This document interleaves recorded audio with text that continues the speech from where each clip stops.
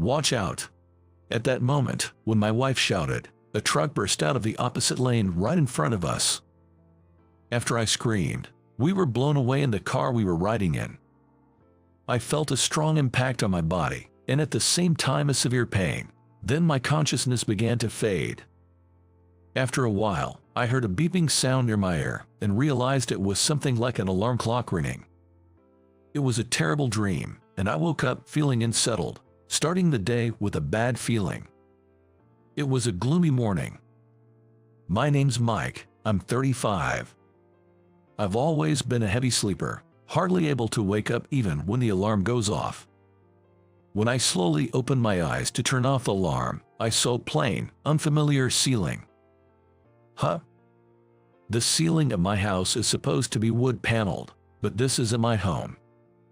I tried to get up in a hurry, but for some reason, I couldn't move my body as if I was paralyzed. Confused, an unknown woman spoke to me. "Mike, can you hear me?" I managed to nod faintly and blink, and the woman smiled with relief and then said, "Doctor." Mike's regained consciousness and went to call for the doctor.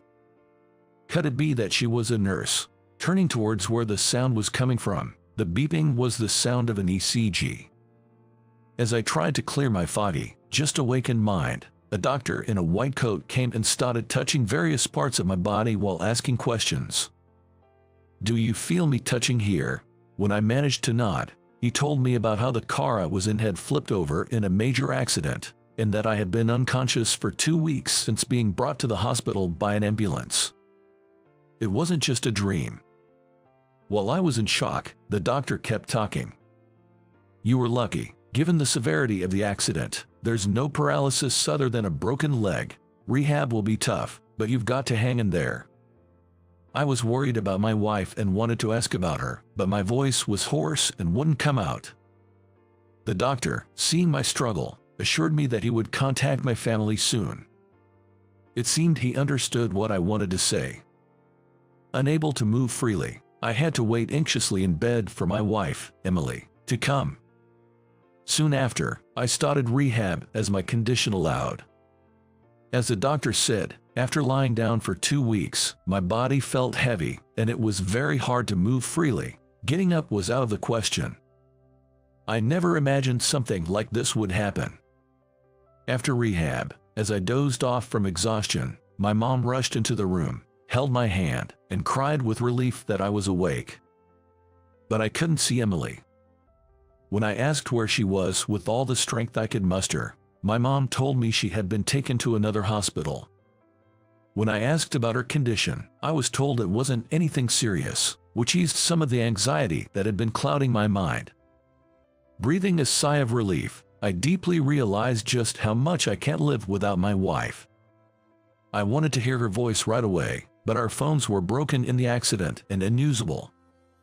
It was frustrating not to be able to call Emily's hospital directly. And my mom told me that focusing on rehab to get moving as soon as possible was a priority. I was worried about Emily, but if she was in the same condition, she wouldn't be able to call. But still, I can't help but worry. The only way I can see my wife is to get moving again and visit Emily at the hospital where she's admitted. With that resolve, I pushed through rehab with the help of the therapists, desperate to get better. Thanks to all the hard work in rehab, I gradually started to be able to sit up and eventually could move myself to a wheelchair on my own. Mom bought me a new cell phone, and I tried calling Emily, but it didn't go through. Maybe she hasn't gotten a new phone yet. Mom said her injuries weren't serious, but what if she's hiding the fact that Emily's really badly hurt from me? When I pressed Mom for the truth, sure enough, she turned her face away. I don't want to think this, but Emily hasn't passed away, has she? I begged Mom to tell me the truth, and, furrowing her brows, she sat down on the chair next to my hospital bed and dropped a bombshell after telling me to calm down and listen. Emily's injury wasn't serious. She's already been discharged from the hospital, she said, but, well, she wants a divorce. She sent the divorce papers over. Looking at the divorce form handed to me by Mom, Emily's name was indeed written in her handwriting. This can't be happening. It's impossible. I can't understand why, and when I try calling her to ask for a reason, even if the phone is broken, it should at least ring, but it doesn't even do that. While I was holding my head in despair, Mom looked at me with a pained expression and said that Emily had apparently been considering leaving me for a while. But I never noticed any signs of that before. I don't know what's going on. Holding the shaking divorce papers in my hand, Mom said that since I couldn't get in touch with Emily, I might as well fill them out and send them in. At this point, I have to get better enough to go see her in person. With the sole intention of seeing my wife, I rehabbed not just in the rehab room, but also at my bedside, and 2 months later, I could walk on my own and was finally discharged. Returning home after a long time, I was confronted with the fact that all of Emily's things were gone, which made me collapse onto the floor in despair. I felt so pathetic and miserable. But I can't be satisfied without talking to her directly, so thinking the only place she could be was at my in-laws, I rushed there right away, hoping that Emily still had some feelings for me. Wishing that she would tell me she doesn't want a divorce, I sped off in a taxi. When I arrived at my in-laws and rang the doorbell, my mother-in-law answered the intercom. "It's been a while, it's Mike. Emily's there, right? I really need to speak with her, so I came over." To my surprise, she sounded shocked and said Emily wasn't there. And without even letting me in the house, she told me that they also agreed with the divorce and asked me never to come back, and after that, just like with Emily, I couldn't get through to the in-laws' house either.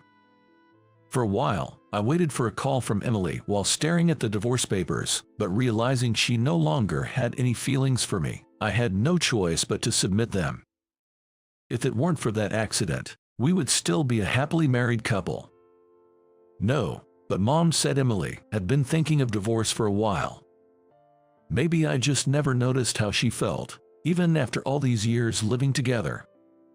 Losing my wife makes everything seem gray. Her bright smile and laughter keep coming and going in my mind. Will I never see her carefree smile or have a casual chat with her again? My dream was to grow old with my wife at a leisurely pace, but it's been cruelly dashed. Dream can be fragile sometimes. With a heavy heart, I went back to work, starting part-time and gradually increasing to my normal workload. Half a year after separating from the love of my life, I worked desperately without distraction to cut off my feelings for her. Then, on a day when I got used to living alone, I finished work early but didn't want to go back to an empty house, so I decided to go to the last stop without getting off at my usual station. It took over an hour from my house, and it was my first time getting off at this station. Since I had nothing to do at home anyway, I thought I might as well have a drink before going back. While looking for a calm place to drink, I saw something that shocked me. As I walked past the park's parking lot, there was Emily, arm in arm, looking cozy with an unfamiliar man. To see her like this, in such a place, being affectionate. Was the reason she wanted to leave me because she was having an affair? Stunned by the shock, Emily, of all things, started to hug the man. I turned away on impulse, and as I heard the sound of a car engine. By the time I looked back, Emily had left somewhere in her boyfriend's car. As I watched the car shrink into the distance, I was tormented by a sense of solitude. Left behind alone in this unfamiliar place. My chest hurts. Seeing my wife's infidelity has left my heart in turmoil. Maybe I should have spoke to her. But we're divorced now, and doing so would probably just be a bother to her. I've lost the energy to look for a bar, and all I see is the asphalt sidewalk and the small flowers struggling to bloom on it. Their resilience makes me want to cry. Pretending to wipe sweat, I use my handkerchief to dry my tears, and I spend the whole train ride home looking down. Before I know it, it starts to rain, and drops patter against the window. When I arrive at my usual station, the rain pours down as if to reflect my mood. Feeling like crying, I walk home in the rain without an umbrella, getting soaked to the skin. I wish I could disappear with this rain. I don't want to go back to that dark house. But as I walk, I see lights on at my place. I couldn't help but quicken my pace. My pace quickens, thinking maybe, just maybe, Emily has come back. I hurry to unlock the door, and as I step in, I'm greeted by the smell of delicious cooking. As I call out I'm home and open the entrance, I hear the sound of footsteps rushing towards me. Oh dear, you're soaked. Didn't you have an umbrella? Go take a bath quickly. It wasn't Emily, but my mother who came over to cook. Worried by my obvious disappointment, she asks if I'm okay, and I tell her honestly that I saw Emily today. Suddenly, my mom went into another room to make a call, then came back with unexpected advice. Go back to where you saw Emily tomorrow. I ask why, but Mom only says, I'll understand if I go. She tells me to see for myself, but is she implying that I need to face reality? However, what really caught my attention was the unusually serious look in Mom's eyes after she hung up the phone. Reluctant but having the next day off, I went to the park at the same time I saw Emily. And there they are, Emily and the man from yesterday. Today, I'm going to talk to them. If it doesn't work out, I'll put an end to my feelings. As I watch the two, they head back to the parking lot. I rushed over, and something was off. Emily in a wheelchair. I thought her injuries were minor. As Emily caught my gaze, she put her hand to her mouth and gasped in shock. Why, how, Mike, what are you doing here? Hearing those words, the man with her also expressed his surprise in much the same way.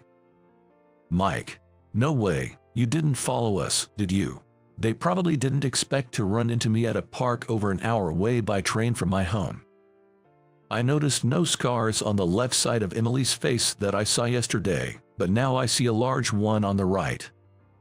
She looked down quickly, her hair covering the scar and a pained expression on her face, and as she tries to get into the car and stumbles, I see the same scene from yesterday.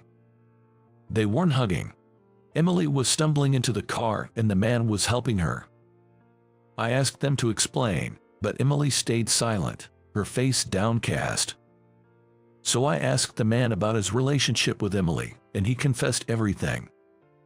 After the big accident, Emily sustained spinal cord damage and became paralyzed from the waist down, slowly coming to grips with the fact that she'll never be able to part with her wheelchair. And she's left with a large scar on her face. Indeed, she was more severely injured than me, which is why she was taken to a different hospital. After hearing I regained consciousness, Emily was relieved but felt she couldn't burden me and decided on a divorce. She was advised against it by my mother, but her decision was firm. I told Emily that I wouldn't have wanted a divorce if I'd known all this, and she finally spoke, sharing her feelings. I was driving when we had the accident. I can face you, I feel so guilty. I don't want to be your burden. So, find someone worthy of you and enjoy your life. She conveyed in a whisper thin as a thread, revealing the depths of her struggle. I couldn't bear to think of her pain. The man accompanying her was Emily's cousin, John. Emily explained that John, who is a rehab therapist, helps her with walking exercises outside of her regular hospital sessions. But I just can't walk, she admitted, a look of utter defeat crossing her face as she slapped her unmoving legs. Could it have been Emily my mom was calling? When I asked, Emily said she hadn't received a call, but her mother had last night. The timing matched, and it must have been our parents stalking. They probably hoped we would get back together. I still love Emily, I told her, unaffected by her paralysis or the scars, but she didn't nod in agreement. I decided to wait for as long as it takes for Emily to change her mind and asked John to let me take over her rehab. After some initial hesitation, she began to see improvements from her sessions. Today, she stood up for a few seconds. You did it, Emily. Her smile brought back memories of our time as husband and wife. It was now or never. With all the courage I could muster, I laid bare my feelings.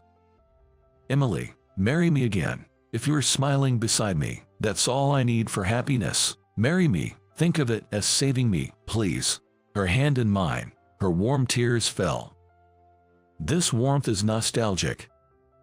Are you sure I'm enough? She asked. It has to be Emily, I replied and hugged her tight. Amidst sobs, Emily accepted my proposal. She must have wanted to cry for so long. We'll share our sorrows from now on, Emily. Our gray life had ended, and my life began to shine with rosy hues. We went straight to Emily's parents to get their blessing for our second marriage, and her mother said it was just as she planned. Indeed, it was Emily's mother my mom had called. The cupids of our love story were our mothers, a slightly surreal thought, but I was only grateful. My gloomy feelings cleared, leaving me feeling as fresh as a clear blue sky. Emily shared my feelings and smiled. Our parents approved of the remarriage, so everything progressed smoothly. After submitting our marriage registration, I took some time before inviting my wife back home. I made our home wheelchair accessible for her comfort before Emily returned. The happy days I spend with my wife are incredibly precious to me. Then, I searched far and wide for a doctor who could treat the scar on her face, and we successfully scheduled the surgery. Hearing that the scar would be much less noticeable, Emily was overjoyed. I vowed to not only heal the scar on her face but also the scars on her heart, promising to protect Emily for a lifetime. Hey, kid, let's take a break soon. Okay, my name is Ethan Parker. I'm working part-time in construction. Just a few months ago, I was a full-time employee at a construction company, but I resigned due to harassment from my boss, which led to a demotion. My sales performance at the company was pretty good, though. Come on, if you don't hurry, the heat will get to you. Okay. I run to the office, following the words of my senior, Ken. There's a cafeteria in the office, and that's where we eat our meals. Delicious. Sandwich here tastes amazing after working up a sweat, and the fried chicken is the best. Right. That's the real pleasure of this job. This kind of thing was impossible when I was working at my previous company. If I ate at my desk, I'd be continuously insulted by the department head, Jack Bennett, saying, "A lowlife who can't even raise his sales figures has no right to eat." I hated it, and when I went out for a meal before returning to the company during outside sales, I'd be reprimanded for having the luxury of eating out on a sales visit. And if I tried to get by on nutritional supplements for lunch, can you get enough nutrients from that? That's why you can't bring in any work. Are you so poor that you can't afford a proper meal? I would be yelled at. When the entire sales department's performance was poor, the boss's mood would sour, and I'd be worn out from the constant sarcasm. Eventually, I was blamed for Jack's mistake, resulting in a demotion and a significant pay cut. At the new position, the work was all clerical, which didn't suit me after years of field work. I get so fed up with the tedious paperwork that I decided to resign. To make ends meet, I've been working part-time in construction. Look at you, hustling hard today too. Here's a bonus for ya. Thank you. Ken, my senior colleague, hands me a sports drink. Back when I was stuck at the old company, I never came across this kind of kindness. Compared to those hellish days, this feels like heaven. Plus, construction work is physically demanding, but the pay isn't too shabby. Huh? Got a call from my dad. I frown as I check the missed calls on my cell phone. It's from my dad again. What again? Your dad sure calls a lot. You guys close or something? Well, it's not really like that. I'm sure it's about that same old thing again. After work, I press the button on my cell phone. Hello, Dad, what's up? It's about the arranged meeting again, isn't it? That's right. Please, they're keen on having you as a son-in-law. You know, Dad, I'm a part-timer now. How am I supposed to get married in this situation? I've told them that, and they're willing to offer you a job for your sake. Please, help out with the family business. Dad pleads with tears in his voice on the other end. He runs a civil engineering business back in our hometown. Someone from his client's side insists on setting up a meeting with their daughter and me. Seriously, what's with these arranged marriages like some political strategy in this day and age? No, the daughter is quite eager. She saw your picture and wants to meet you. What?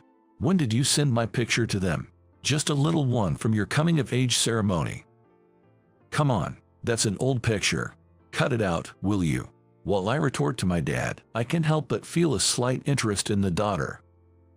The fact that she wants to meet me after seeing such an old picture means she must have taken a liking to me on some level, which isn't a bad feeling.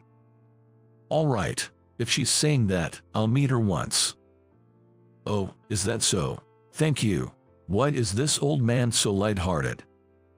And so, I ended up agreeing to meet this lady for an arranged date. I never imagined that I would encounter what happened at that meeting. My match, Elizabeth Bennett, was a beautiful woman. With her shiny long black hair, clear beautiful skin, curled lashes, and big eyes, she was quite striking. I was smitten with her the moment I saw her photo. Is this what they call love at first sight? I thought it would be nice if I could marry her. But there was one thing that concerned me. What? Her dad works at the company I used to work for, in Bennett. I had a bad feeling. No way. I dismissed the thought and went to the meeting. And my bad feeling was confirmed. Hey there, looking good. Shocked over here. Never thought my daughter would fancy a guy like you. She insisted, so I went along with it. Thought she'd cool off after meeting you. There I was, face to face with Jack, my former boss from the old company, someone I thought I'd never see again. And at this arranged date, I was reunited with Jack. I had this nagging feeling, but yes, he was Elizabeth's father. Why would the man who had been harassing me choose me as a suitor for his daughter? My dad stood there, looking confused and lost. Elizabeth, I agreed to this meeting because you insisted, but what do you see in this guy? Oh Dad, you were thrilled about the prospect of a strong connection with a business partner. Wouldn't it be all good if I married Ethan? I chuckled as she smiled cunningly. Could it be that she pushed for this meeting just to harass me? No, that couldn't be. She wouldn't go through all this trouble just for that. After all, I had no prior acquaintance with Elizabeth. So why did she want to meet me? My head was full of questions. Perhaps we should leave it to the young ones, said her father with a smile. I glanced at Elizabeth, who just beamed back with a smile. Once our parents left the room, we started chatting, getting to know each other. Feeling more at ease, I decided to ask her something that had been on my mind. Have we met before by any chance? Ah, you really don't remember, do you? Her expression turned sad, and then she said, I knew about the harassment my father subjected you to. That's why I agreed to this meeting, to trouble my good-for-nothing father. It was selfish of me, and I apologize for the inconvenience. She bowed her head apologetically. And we have met before. You may have forgotten, but I remember our first meeting very well. She shared this story. When she was still in college, she was once harassed by a pervert on the train during her commute. It was me who helped her out at that time. Oh, that time. Yes, Ethan, you dropped your business card holder when you confronted him, and I picked it up.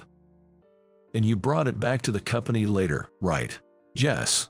That's when I realized you worked at an affiliate of my father's company. Jack wasn't my boss at the time.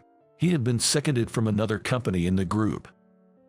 I always wanted to meet you after I graduated, and if I were to marry, it was going to be you. Then my father was seconded to your company, and I just had to see you again. I asked my father for this arranged meeting.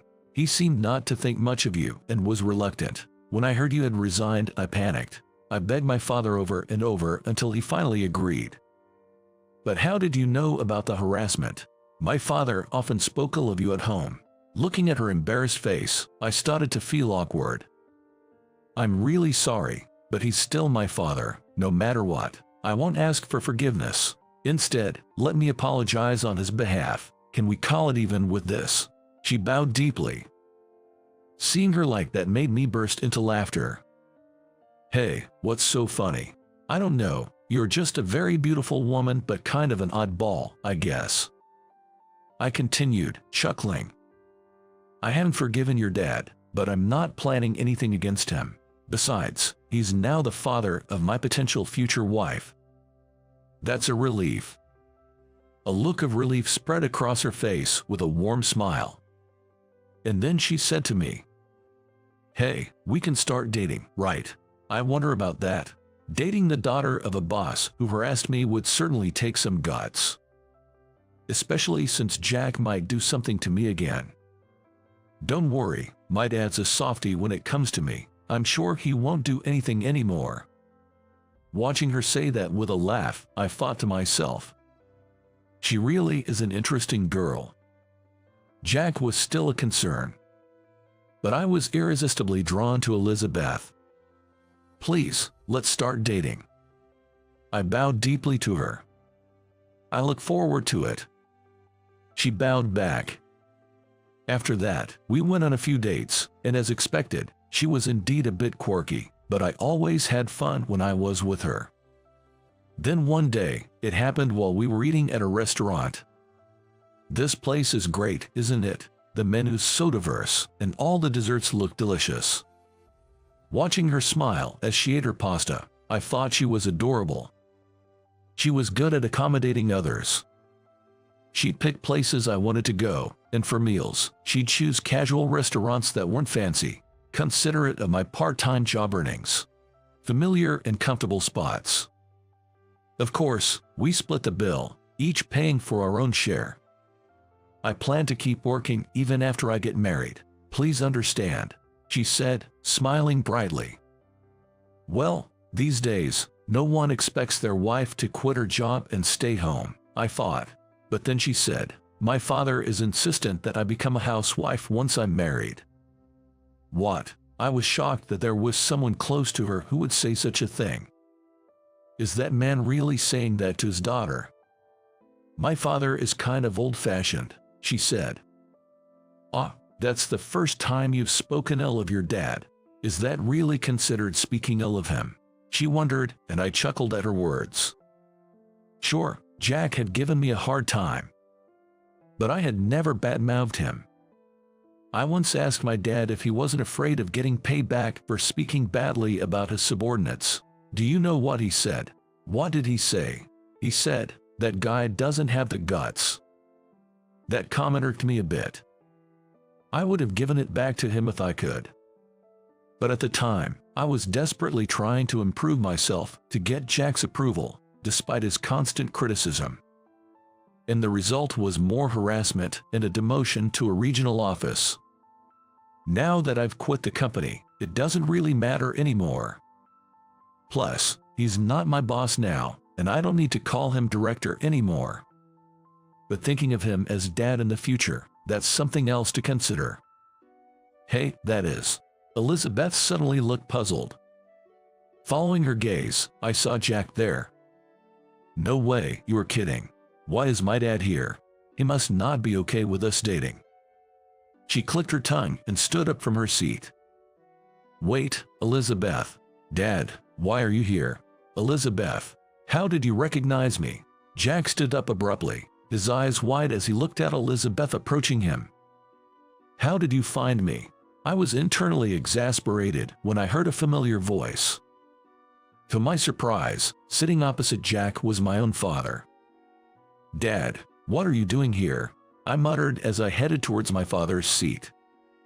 Stop it. Did you come here to mess up our date? No, that's not it. Jack averted his eyes and fell silent. It's just that. We were worried about how things were going with you two, so we decided to come and check on you guys. What? You know, Jack is a great guy. Never had a chance to talk to him this much before, but we got along really well. My father, beaming with a good mood, continued. When I looked at Jack, he quickly turned his face away from me. I thought you didn't like me. I don't like you, but your father is a good man. Shockingly, our fathers had become friends without us knowing. It seems they had been interacting as business associates since I quit. but they had become closer through this whole ordeal. Your dad told me about you. Seems like Jack had a tough time with his superiors too, and he was taking it out on his subordinates. He was crying about it, my father said. Hey, Mr. Parker, we agreed not to talk about that, Jack protested. And then, I heard from Elizabeth herself that you saved her from a molester back in the day, and Jack wanted to apologize for his past behavior towards you. Really? I never thought you were the one who protected my daughter, and yet I've been so terrible to you. I am truly sorry. I spoke to him as he bowed his head over the table, looking uncomfortable.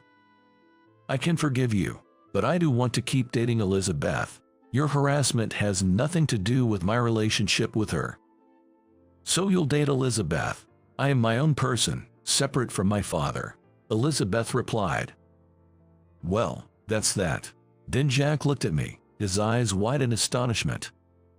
Understood. Please take care of my daughter. My daughter seems to be calling the shots here. Pretty funny. My father said with a laugh. Please take care of me, my future father-in-law. Elizabeth replied with a smile to my dad. Afterwards, I continued working at the construction office where I was part-time and became a full-time employee. One condition for marrying her was to secure a stable job. When I asked the company's CEO to hire me as a full-time employee, he happily accepted my request. You've been a hard worker, so I'm expecting great things from you. Yes, thank you so much. The CEO mentioned how hard it is to find young workers willing to take on tough construction work due to the labor shortage caused by an aging population and declining birth rates. So, my offer was something he was more than happy to accept. I'm looking forward to our future together. On the day we went to buy an engagement ring, she said this to me and bowed her head. I look forward to it as well, I replied, bowing back to her. When I raised my head, I saw her smiling happily. In my heart, I secretly vowed to always protect that smile.